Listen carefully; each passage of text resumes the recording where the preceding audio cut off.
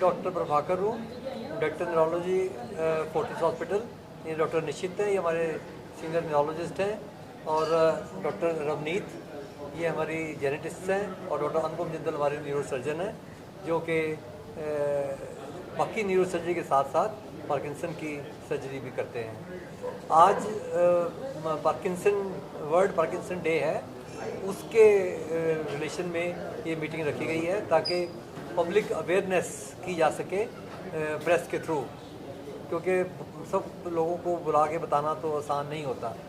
ये Parkinson disease जो है, जैसे हमने आपको अभी लेक्चर्स में हम सब चारों ने बताया, ये एक ऐसी बीमारी है जो आमतौर पे सीनियर सिटीजन में होती है, लेकिन यंग में भी हो सकती है।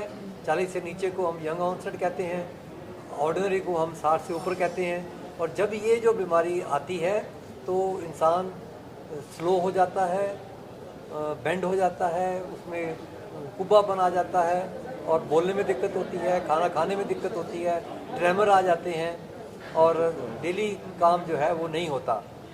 तो ज़िंदगी जो है वो एक कष्ट वाली ज़िंदगी लगने लग जाती है। और इसको अगर जल्दी बीमारी को पता लग जाए तो हमारे पास मेडिसिन हैं, हम उनकी डाइट को कंट्रोल कर सकते हैं, और हम सर्जरी कर सकते हैं ताकि उनकी जो फर्दर लाइफ है वो प्रॉपर रहे और उनको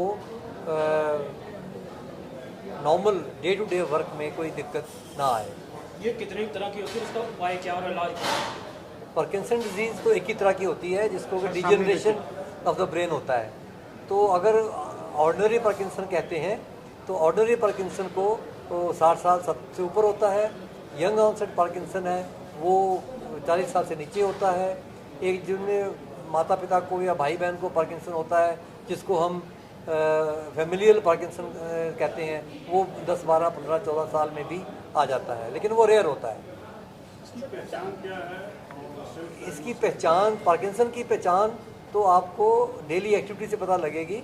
अगर पेशेंट जो है वो आगे कंप्लेंट करता है कि जी मैं स्लो हो गया, जी आगे मैं अच्छा लिख पाता था, मैं लिख नहीं पा रहा, उसके हैंडराइटिंग बैंक में नहीं माफक आ रहा, वो नहीं मिल रहा, रोटी खाते खाते वो उसके हाथ हिलता है, चम्मच नहीं ले पा रहा, कपड़े ख़राब हो जाते हैं, तो ये पहला सिम्टम होता है।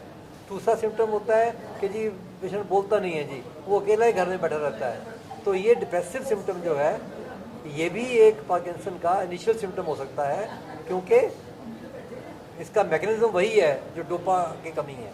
अब डोपा की कमी जो है वो मूवमेंट भी करेगी, डिप्रेशन भी करेगी, कॉन्स्टिपेशन भी करेगी।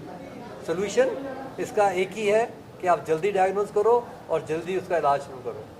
कोई ऐसी दवाई नहीं बनी है जो कि इसको प्रिवेंट कर सके, ठीक है?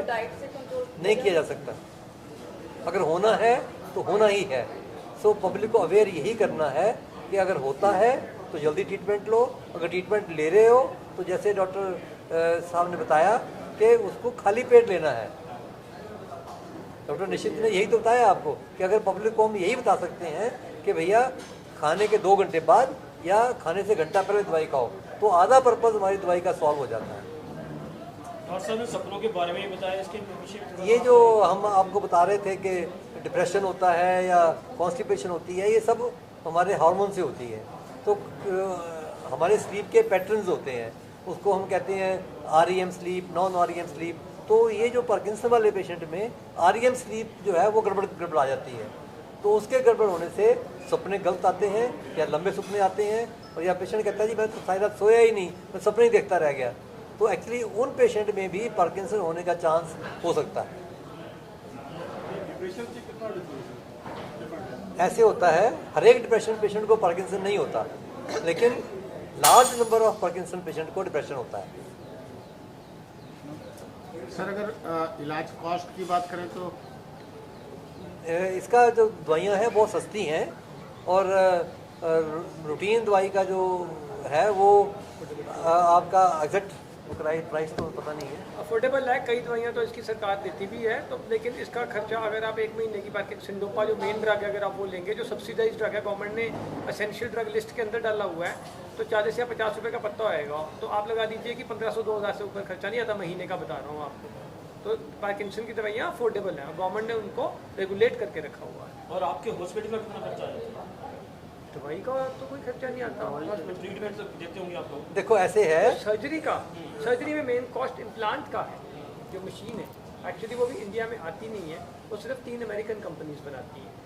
वो अभी मैनेजराइजेशन जो जितनी है वो शायद हमारी कंट्री में भी स्टार्ट हो जाएगी शॉर्टली, पर अभी वो बाहर से आती हैं, तो उस पर बिकॉज ऑफ जो टैरिफ आजकल काफ़ी अंदर डिस्कशन में है, उसकी वजह से रेट ज़्यादा है।